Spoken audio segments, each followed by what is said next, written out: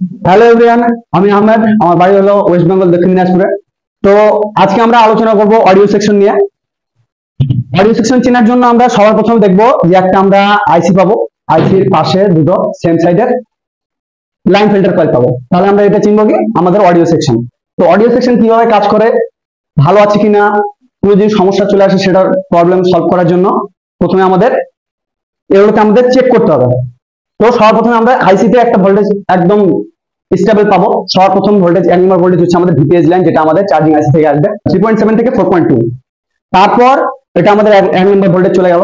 2 number, তারপর আমরা যে দেখবো যে আমাদের আইসিটা ভালো আছে কিনা, তার জন্য আমাদের পাশে বিটিএসটি ক্যাপ আছে।